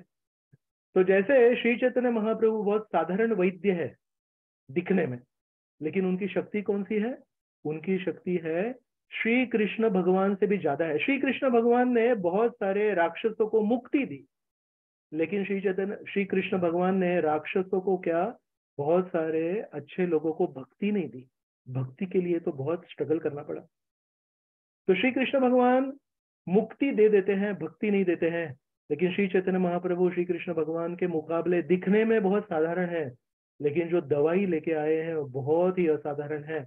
और हम सबको विनती कर रहे हैं हर रोज अगर हो सके तो सारे भक्तों के सानिध्य में स्पष्ट रूप से हरे कृष्णा कृष्ण कृष्ण हरे हरे, हरे राम राम राम हरे हरे, ऐसे खुद को तो सुनाई देना चाहिए हरि नाम महामंत्र। तो स्पष्ट उच्चारण और ध्यान पूर्वक श्रवण। और जब जब कोई कीर्तन हो तो कीर्तन is not for new commerce. अरे कीर्तन तो नए आए हुए लोगों के लिए, हम तो सीनियर डिवोटी है, हमारे लिए हरि नाम संकीर्तन नहीं, प्रेम संकीर्तन है ये। इसी समय तो दवाई बट रही है। ये दवाई जब बट रही है तो हमको उस दवाई को बहुत आतुरता से स्वीकार करें। तो बहुत बहुत धन्यवाद। श्री कृष्ण चैतन्य महाप्रभु की जय, श्री नित्यानंद प्रभु की जय, जय श्री अद्भुत रस की जय, श्रील प्रभुपाद की जय, अनंत कोटि वैष्णव वृंद की जय, जय निताय गौर प्रेमानंदे, हरि हरि बोल। तो अगर किसी को कुछ सवाल है, क्लास खत्म हो गया, अगर किसी को देरी हो रही है तो आप आगे बढ़ सकते हैं। अगर किसी को कुछ सवाल है, किसी को कुछ शेयर करना है, आपके जीवन में भी श्री चैतन्य महाप्रभु की कुछ अद्भुत कृपा अगर प्राप्त हुई, अगर आप शेयर करेंगे तो चैतन्य चरितामृत पार्ट 2 के बारे में आप कुछ बोल सकते हैं। हरे कृष्ण।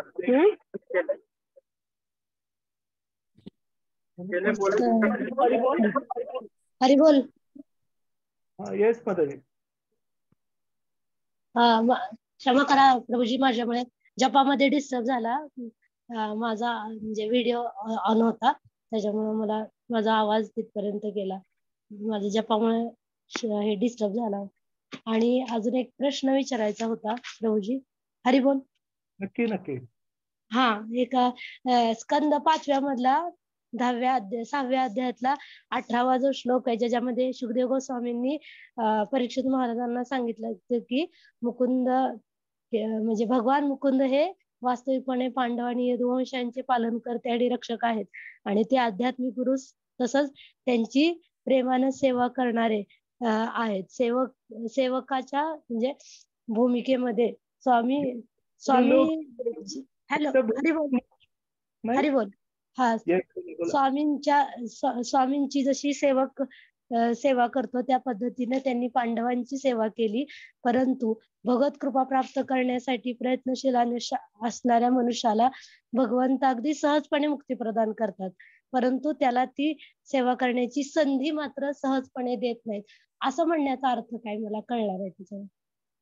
असं म्हणण्याचा अर्थ हा आहे की श्रीकृष्ण भगवंत आहेत, हे आपल्या जवळ कोणाला करण्यापूर्वी त्याची कठीण परीक्षा घेतात।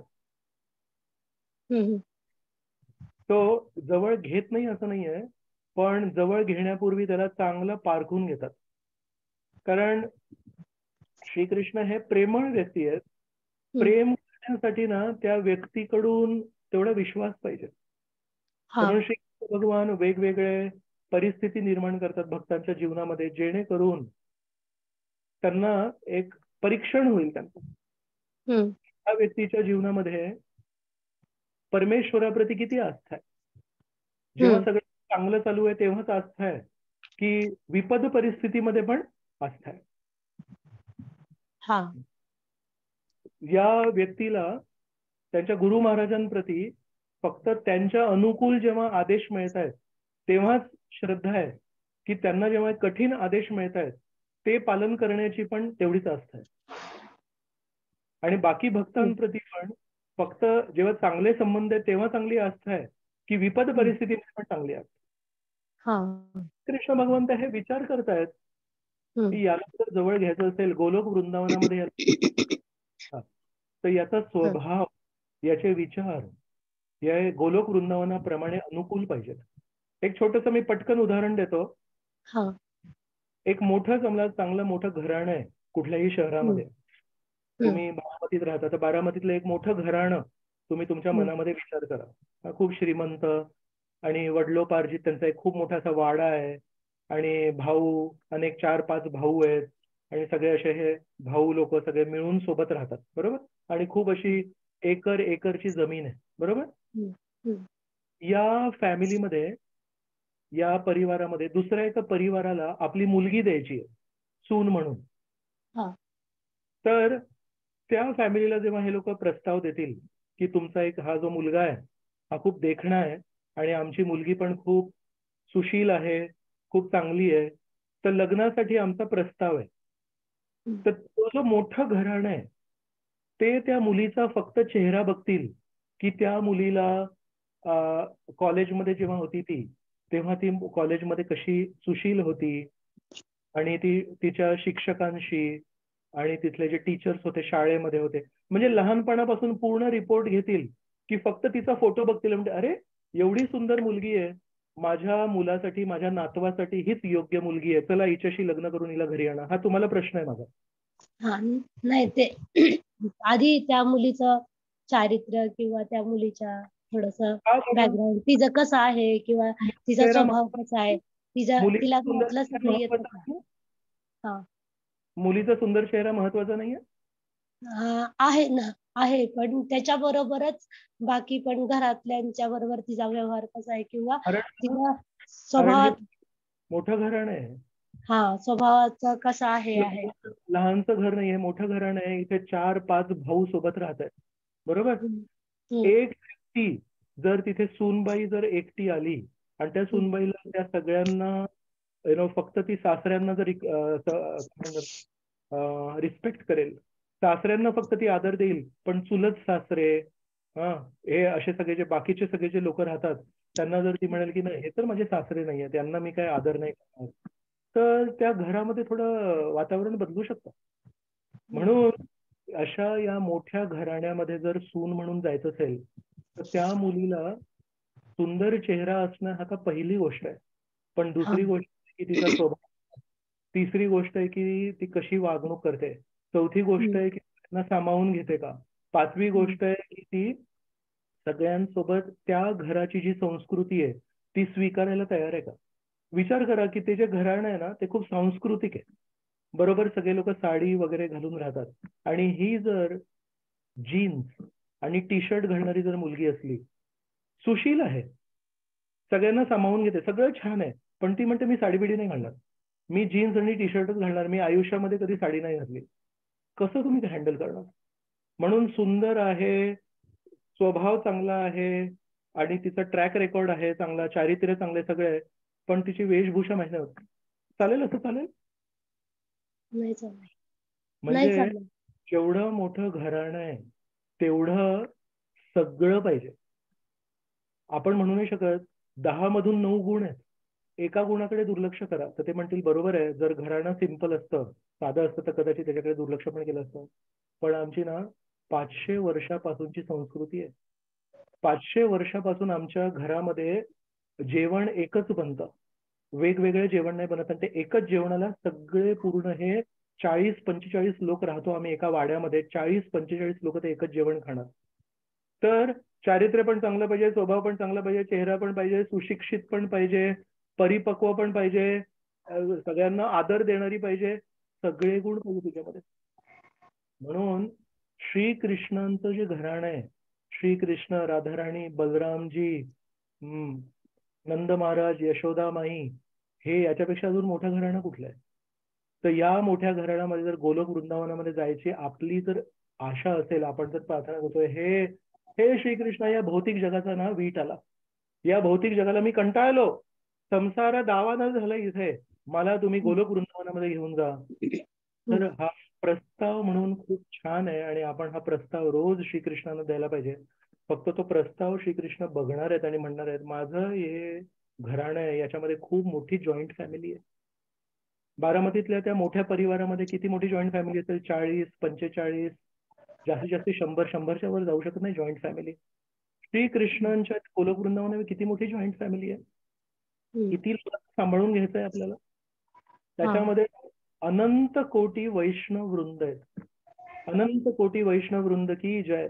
तो त्या मोठ्या घराण्यामध्ये जर प्रवेश करायचा असेल तर आपल्याला त्या विस्तारित अनंत कोटी वैष्णव वृंदाला कसं सांभाळून घेऊ याची ट्रेनिंग घ्यायला लागेल. याच्यासाठी आपल्याला श्रीकृष्णांना वारंवार विनंती करायला लागेल, वारंवार त्यांना विनवण्या करायला लागतील की मला शिकवा, मला सांगा, मार्गदर्शन मला सांगा की काय करायला लागेल. बलरामजींचा पण स्वभाव स्वीकारायचा आहे. मी केवळ श्रीकृष्णांची सेवा करणार आहे, मी हरे कृष्ण मध्ये बलरामजींचं नाव नाही. हरे कृष्ण महामंत्रामध्ये अर्थ काय आहे? हे राधाराणी, हे कृष्ण, मला तुमच्या सेवेमध्ये स्थान द्या. याच्यामध्ये यशोदामाईचं नाव नाही. म्हणजे मी कोणाची सेवा करायला तयार आहे? सर्व कृपामयी राधा. राधापेक्षा अजून कृपामय कोण आहे? आणि श्रीकृष्ण सगळ्यात प्रेमळ आहेत. परम कृपाळू, परम प्रेमळ राधा आणि परम प्रेमळ श्रीकृष्ण, या दोन व्यक्तींना सोडून माहित नाही मी नंद महाराज, यशोदामाई सगळ्यांची सेवा. तर हा लागेल की खरोखर गोलोक वृंदावनामध्ये जर जायचं असेल तर या अनंत कोटी वैष्णव वृंदाला हँडल करायची कॅपॅसिटी पाहिजे. आणि म्हणून नम्रता हा पहिला गुण श्रीकृष्ण 13व्या अध्यायामध्ये, अमानित्वम अदंभित्वम, वारंवार नम्रता नम्रता नम्रता नम्रता. काय येतं? कारण नम्रतेशिवाय आपण दुसऱ्यांना कसं समजून घेणार? जर नम्रता नाहीये आपल्यामध्ये, आपण दुसऱ्यांचा दृष्टिकोन कसा बघा? कशाला मी बघू तुमच्या दृष्टिकोनाने? मी माझा दृष्टिकोन स्पष्ट आहे, माझा चष्मा स्पष्ट आहे. तुमच्या दृष्टीने जग कसं दिसतंय, तुमच्या बाजूनी काय कसं दिसतंय, हे कशाला मी श्रम घेऊ, कशाला मी कष्ट घेऊ? माझ्या डोळ्यांना स्पष्ट दिसतंय, हे असं आहे, ते तसं आहे आणि हे असं आहे. पण याच्यामध्ये एकच प्रॉब्लेम आहे, या जगामध्ये आपण पूर्णपणे यशस्वी राहू आणि या जगामध्ये आपल्याला खूप यश मिळेल का? मी जे म्हणतोय ते बरोबर आहे आणि मी जे म्हणतोय तसं झालंय आणि मी जे म्हणतोय तसं करायचंय म्हणून. फक्त त्या जगामध्ये आपण सूनबाई म्हणून जेव्हा चाललोय, त्या जगाचे जे सासरे, चुलत सासरे आणि तिची पूर्ण मोठी जी जॉईंट फॅमिली आहे, तिथे कदाचित आपलं माहित नाही होईल की नाही. म्हणून वारंवार आपल्याला प्रभुपादांना ना प्रार्थना करायची आहे की प्रभुपाद, माझा जो प्रस्ताव पत्र असेल ते फाटक्या कागदावर लिहिलेलं असणार. माझ्याकडे चांगला कागदही नाहीये, माझ्या हेतू पण चांगले नाहीयेत माझे. तर फाटक्या कागदावर न समजेल अशा अस्पष्ट हँडरायटिंग मध्ये मी एक पत्र लिहितोय. हे राधाराणी, हे कृष्ण, हे नंद महाराज, हे यशोदामाई, हे बलरामजी, हे मधुमंगल, सुबल, स्तोक कृष्ण, हे सगळे जे तुम्ही वृंदावन वासी आहात, राधाराणी, विशाखा देवी, ललिता देवी, हे सगळे आपण नाव घेतो सगळ्यांचे. पण या सगळ्यांच्या समोर जर उभं राहायचं असेल तर प्रभुपादांना प्रार्थना करायला लागेल, प्रभुपाद कृपया माझा जेव्हा प्रस्ताव पत्र श्रीकृष्णांच्या समक्ष जाईल तेव्हा श्रीकृष्णांना कृपया एक आश्वासन द्या की तुमचं जे प्रशिक्षण तुम्ही इस्कॉन संस्थेमध्ये, इस्कॉन संस्था निर्मित केली आहे तुम्ही त्याच्यासाठी, इस्कॉन संस्थेमध्ये श्रील प्रभुपादांनी आपल्याला सांगितलंय की मी तुम्हाला अभिधेय देतोय. अभिधेय म्हणजे ते उच्च प्रयोजन प्राप्त करण्यासाठी आपल्याला कसं आपल्या जीवनामध्ये परिवर्तन घडवायला लागेल ते सांगितलंय. पण या उच्च गोलोक वृंदावनाच्या प्रयोजनाला जर खरोखर प्राप्त करायची आपल्याकडे सिन्सिअर प्रामाणिक जर इच्छा असेल तर त्यासाठी अभिधेय लागेल. आणि ते अभिधेय देण्यासाठी श्रील प्रभुपादांनी आपल्याला इस्कॉन संस्था दिली आहे. त्याच्यामध्ये काही आपल्याला एक नियोजन करून दिलंय, मॉर्निंग प्रोग्राम दिलाय, मंगल आरती दिली आहे, जप दिलाय. कशासाठी दिलंय सगळं? जर मंगल आरती भगवंतांसाठी आहे की आपल्यासाठी आहे? भगवंतांसाठी की आपल्यासाठी आहे? दर्शन आरती आहे ही भगवंतांसाठी आहे की आपल्यासाठी आहे? तो श्रील प्रभुपादांनी दिलंय. त्याच्या व्यतिरिक्त जर आपल्याला कोणी काही शिकवत असेल तर आपण त्या व्यक्तीला प्रश्न विचारू शकतो की प्रभुपादांनी मॉर्निंग प्रोग्राम कुठे दिला? प्रभुपादांनी मंगल आरती कुठे दिली? प्रभुपादांनी जप कुठे दिला? प्रभुपादांनी तर संध्याकाळी रात्री 10 वाजता जप करायला शिकवलंय. प्रभुपादांनी मूर्तीपूजा करायला कुठे शिकवलंय? जर असं असेल तर गोष्ट वेगळी आहे. पण जर आपल्याला श्रील प्रभुपादांनी जे दिलंय तेच जर कोणी देत असेल आणि तेच जर कोणी पोच करत असेल आणि त्याच्यासाठी विनवण्या करत असेल की आपण एकत्र येऊन जप करायला पाहिजे, आपण प्रत्येक नाम संकीर्तनामध्ये एकत्र येऊन नाम संकीर्तन करायला पाहिजे, मग आपण विचार की प्रभुपादांनी जे अभिधेय दिलंय ते तरी आपण स्वीकार करतोय का? आपण किती वेळा उत्साहाने शनिवार कार्यक्रमाच्या नंतर जे नाम संकीर्तन होतं, ज्यांची प्रसादम सर्विंग सेवा आहे, ज्यांना अकाउंट्स मध्ये सेवा आहे, बुक शॉप मध्ये सेवा आहे, ते गोष्ट वेगळी. किती लोक आपण उत्साहाने त्या नाम संकीर्तनामध्ये भाग घेतात? किती लोक आपण उत्साहाने एकादशीच्या नाम जपामध्ये उत्साहाने भाग घेतात? सो प्रभुपादांनी जे दिले तेच फॉलो करायचंय. आणि प्रभुपादांनी जे दिले त्याच्या व्यतिरिक्त जर कोणी शिकवत असेल तर आपण सांगू शकतो की हे कोणी दिलंच नाहीये. पण जर प्रभुपादांनी दिले ते आपण अभिधेय फॉलो नसेल करत तर आपल्याला ते प्रयोजन मिळण्याला थोडा चॅलेंज आहे. तर म्हणून आपला जप कसा आहे? फाटका. आपल्या एकादशी पालन कसं आहे? एकादशी करता करता लक्ष असतं, अरे ही एकादशी संपेल कधी बाबा, उद्या ती पोळी भाजी भाकरी मला खायची आणि आज मी हे नाही खाऊ शकत आणि ते नाही खाऊ शकत, 1000 नियम. आपली एकादशी पालन फाटकं. आपले 4 नियम काय? आता त्याच्याबद्दल सांगायचं कठीणच परिस्थिती आहे ती. 4 नियम आपण पालन करत नाही. 16 माळा आपण मनातल्या मनात करतो. आपलं एकादशी पालन आपलं अर्ध लक्ष आहे द्वादशीच्या जेवणावर. अशा सगळ्या आपल्या प्रस्तावाला जर आपण श्रीकृष्णांकडे पुढे केलं तर आपल्याकडे एकच त्याच्यामध्ये होप, आशा आहे. काय आशा आहे? माझ्या जपामध्ये नाहीये, माझ्या 4 नियमांच्या पालनामध्ये नाहीये. माझी आशा आहे की श्रील प्रभुपाद हे खूप कृपाळू आहे आणि प्रभुपाद राधाराणी आणि श्रीकृष्णांना म्हणतील हे माझ्याशी जुळलेले आहेत आणि हे बिचारे कलियुगामध्ये जन्मले आहेत, तर यांच्याकडे ना शक्ती खूप कमी आहे, पण मी जे म्हंटल ते सगळं पालन केलंय. कारण मी जे इम्प्रॅक्टिकल आहे ते कधीच बोललो नाही. जे कलियुगाच्या लोकांकडून शक्य होतं तेच मी दिलं आणि ते या लोकांनी ऍक्सेप्ट केलं. तर कमीत कमी तुम्ही जे म्हणताय ते ऍक्सेप्ट नाही केलं, पण मी जे म्हंटल ते ऍक्सेप्ट केलं, तर कृपा यांना घ्या. तर कमीत कमी श्रीकृष्णांच्या ज्या उच्च अपेक्षा आहेत पांडवांकडून, एवढ्या कठीण परिस्थितीमध्ये एकनिष्ठ राहणं तर माझ्यासाठी अशक्य आहे. श्रीकृष्णांच्या व्रजवासींकडून ज्या अपेक्षा आहेत की ते निघून गेले आणि फक्त त्या एका आश्वासनावर व्रजवासी त्यांची वाट बघत राहिले, हे माझ्याकडून तरी अशक्य आहे. तर श्रीकृष्णांच्या ज्या माझ्याकडून अपेक्षा आहेत त्या माझ्याकडून अशक्य आहेत. पण प्रभुपादांच्या माझ्याकडून ज्या अपेक्षा आहेत त्या पण अशक्य आहेत. मग आपण कोणाच्या अपेक्षा पूर्ण करणार आहोत? आपण श्रीकृष्णांच्या अपेक्षा म्हणतो, प्रभूजी हे सगळं ना खूपच इम्प्रॅक्टिकल आहे आणि हे वृंदावनातला जो मूड आहे ना हा खूपच अशक्य आहे. आणि मग श्री चैतन्य महाप्रभूंच्या अपेक्षा, प्रभूजी श्री चैतन्य महाप्रभूंच्या अपेक्षा ना ते 72 तास नाम संकीर्तन तर माझ्याने काही जमणार नाही. मला तर हे श्री चैतन्य महाप्रभूंच्या अपेक्षा म्हणजे खूपच जास्ती शुद्धतेच्या वाटतात. It is impossible for me. Okay, no problem. श्रीकृष्णांच्या अपेक्षा इम्प्रॅक्टिकल. श्री चैतन्य महाप्रभूंच्या अपेक्षा it is impossible for me. मग श्रील प्रभुपादांच्या अपेक्षा, रोजी श्रील प्रभुपाद पण 16 माळा रोज आणि 4 नियम, मग this is too much for me. ठीक आहे प्रभुपाद. कोण? गुरु महाराजांच्या अपेक्षा. मग गुरु महाराजांच्या अपेक्षा काय आहेत? एक निष्ठ राहा, सोबत राहा, एकत्र राहा. Prabhuji this is also to much for मी. तुम्ही श्रीकृष्णांची अपेक्षा पूर्ण नाही करणार, श्री चैतन्य महाप्रभूंची अपेक्षा पूर्ण नाही करणार, श्रील प्रभुपादांची अपेक्षा पूर्ण नाही करणार, गुरु महाराजांची अपेक्षा पूर्ण नाही करणार, मी कोणाची अपेक्षा पूर्ण करणार? आपण जे जीवन जगतोय, we have to ask this question to ourselves. या पूर्ण गुरु शिष्य त्याचे अपेक्षा आपण पूर्ण करण्यासाठी प्रयत्नशील आहोत. कोणाला तरी निवडायला लागेल या पूर्ण गुरु शिष्य की चला भक्तिविनोद ठाकूर आहे, भक्तिविनोद ठाकूरांच्या ज्या अपेक्षा आहेत त्या पूर्ण करतो. भक्ती सिद्धांत सरस्वती त्यांच्या ज्या अपेक्षा आहेत त्या पूर्ण करतो. पण या पूर्ण गुरु शिष्य परंपरेमध्ये एका व्यक्तीची तरी अपेक्षा पूर्ण करायला लागतील. तेव्हा कुठे तो प्रस्ताव पत्र आहे तो त्या मोठ्या घराण्यात जेव्हा जाईल तेव्हा कोणतरी एक व्यक्ती पाहिजे तिथे भक्तिविनोद ठाकूर उपस्थित असतील, भक्ती सिद्धांत सरस्वती, विश्वनाथ चक्रवर्ती ठाकूर, रूप गोस्वामी, जीव गोस्वामी सगळे तिथे उपस्थित राहणार आहेत आध्यात्मिक जगतामध्ये.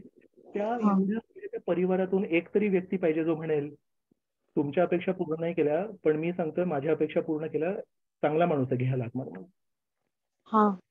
आपल्याला हे विचार करायला लागेल कोणा एका व्यक्तीच्या अपेक्षा आपण पूर्ण करायला तयार आहोत. सगळ्यांच्या अपेक्षा तर कठीण आहे. आपण विचार करूया याच्यावर. मोठ्या त्या मोठ्या घराण्यामध्ये खूप लोक आहेत, त्या कुठल्या तरी एका शुद्ध भक्ताला तरी प्रसन्न करायला लागेल. तर मग एक कुठला तरी व्यक्ती आपल्याला निवडायला लागेल. जर तुम्हाला प्रभुपादांच्या ज्या अपेक्षा आहेत त्या जर वाटत असतील तर त्याला धरा. तुम्हाला भक्ती सिद्धांत सरस्वतींप्रती आकर्षण असेल तर भक्ती सिद्धांत सरस्वतींच्या ज्या अपेक्षा आहेत त्यांना धरा. तुम्हाला जर तुमचे परमपूज्य राधानाथ महाराज, परमपूज्य लोकनाथ महाराज, परमपूज्य गोपालकृष्ण महाराज, परमपूज्य भक्तिचारू महाराज त्याच्या अपेक्षा आहेत त्याला तरी धरा. म्हणजे तिथे कोणतरी तुमच्या बाजूने बोलेल. जर आपण कोणालाही प्रसन्न नाही केलं, कोणी एक माणूस पण तिथे आपल्याकडून नाही बोलत आहे, मग आपण कसं प्रवेश करणार आपल्याला तिथे? हो ना. या मोठ्या घराण्याचा जो दरवाजा आहे ना तो आपण ठोठावून उघडणार नाहीये.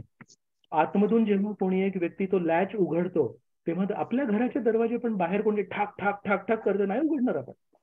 पण तो बाहेरचा माणूस म्हणेल अहो मी आहे, अरे हा तर ओळखीचा माणूस आहे, तेव्हा आपण लॅच उघडतो. आपण आपल्या घराचा दरवाजा ओळख असल्यावर उघडतो. पण आपल्या घराचा दरवाजा अनोळखी व्यक्तीला कितीही तो ठाक ठाक ठाक करू दे उघडत. विचार करा, वृंदावनामध्ये जायचंय आणि आपण म्हणतो आतमधल्या कुठल्याही व्यक्तीची सिफारिश नको मला, मी माझ्या साधनेच्या आधारावर, मी माझ्या आधारावर, मी माझ्या चारित्र्यांच्या पालनाच्या आधारावर या आध्यात्मिक जगतामध्ये प्रवेश करेन. Is it possible? आहे का शक्य? सो मध्ये जे आपल्याला अभिधेय दिलंय ते आपल्याला नम्रपणे पालन करायला लागेल आणि प्रभुपादांना रोज विनंती करायला लागेल की त्या मोठ्या घराण्यामध्ये प्रवेश पाहिजे. मला मार्गदर्शन करा, मला प्रशिक्षण द्या. आणि तुम्ही जे काही इस्कॉन मध्ये दिलंय त्याचं सौभाग्य किती मोठं आहे ते सौभाग्य समजून त्या सौभाग्याला आत्मसात करण्याची शक्ती द्या. त्या दिवशी मी तुझा श्लोक पाठवला तो किती सुंदर श्लोक आहे. 10व्या अध्यायाचा दुसरा 10व्या स्कंद अध्याय क्रमांक 2 श्लोक क्रमांक 31. त्याच्यामध्ये लिहिलंय की आचार्य ज्या बोटीने भवसागर पार करतात, या जगामध्ये एखादा भक्त एका बोटीमध्ये बसतो आणि नदी पार करतो तेव्हा ती बोट दुसरीकडे, तो व्यक्ती त्या बोटीतून उतरतो आणि ती बोट त्या बाजूला राहते. त्या बोटीचा वापर, त्या बोटीचा उपयोग दुसरे लोक नाही करू शकत. पण आध्यात्मिक जगतामध्ये जाण्यासाठी भवसागराला पार करायची बोट शुद्ध भक्त बनवतात.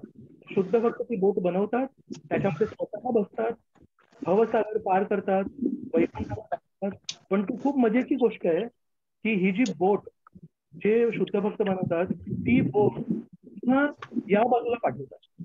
त्याच्यामध्ये तुम्ही आणि आम्ही बसू शकतो, परत तो भवसागर पार करूया, वैकुंठ गाठूया, परत ती बोट दुसऱ्या वैकुंठाच्या बाजूला नाही राहत, परत भौतिक जगात. अशा प्रकारे ती एक बोट जी एका शुद्ध भक्तांनी बनवली आहे. असंख्य भक्त त्या एका बोटीमध्ये बसून, जादूची बोट आहे ती बोट नेते पुन्हा दुसऱ्यांना घ्यायला येते. अशी या जगामध्ये कुठलीच बोट नाही. तर इस्कॉन ही एक खूप मोठी बोट आहे आणि या बोटीमध्ये श्रील प्रभुपादांनी बनवलेली बोट आहे. त्याच्यामध्ये आपल्याला राहायचंय आणि त्या बोटीमध्ये प्रवास करायचा आहे. आणि एकच करायचं की त्या बोटीवरून उडी नाही मारायची. उडी मारलं तर भवसागर आहे, टायटॅनिक सारखा जहाज पण त्या भवसागरामध्ये बुडाला तर आपण काय टिकणार आहे. तर म्हणून त्या बोटीमध्ये राहायचंय, त्या बोटीमध्ये राहण्यासाठी जे काही गरजेचं ते करायला लागेल. आणि ती बोट आपल्या सर्वांना प्रभुपादांच्या आज्ञेनुसार वैकुंठाला घेऊन जाणार आहे. ठीक आहे माताजी. तर आपल्याला विचार करायला लागेल की प्रभूजी धन्यवाद. पद्धतीने देत नाहीत, मुक्ती पटकन देतात पण आपल्या आध्यात्मिक जगतामध्ये प्रवेश देत नाहीत पटकन.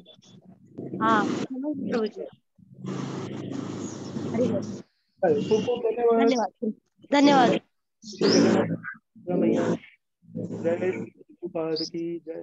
जय अनंत कोटी वैष्णव वृंद की जय. जय नित्य प्रेमानंद. तर आपण सोमवार पासून पुरुषोत्तम निमित्त श्रील सनातन गोस्वामी कृत बृहद भागवतामृत याच्यावर चर्चा करणार आहोत. आणि दररोज 7:30 ते 8 आपण सलग 3 दिवस चर्चा करणार आहोत. तर आपण सर्व त्यामध्ये भाग घ्या आणि सनातन गोस्वामींकडून शिकू शकतो की सर्वात चांगला भक्त कोण. हा ना एक प्रवास आहे त्या बृहद भागवतामृतामध्ये. तर या विषयावर आपण चर्चा करणार. खूप सुंदर आणि खूप छान याच्यामध्ये चर्चा. कृपया सर्वांनी याच्यामध्ये भाग घ्या. हरे कृष्ण.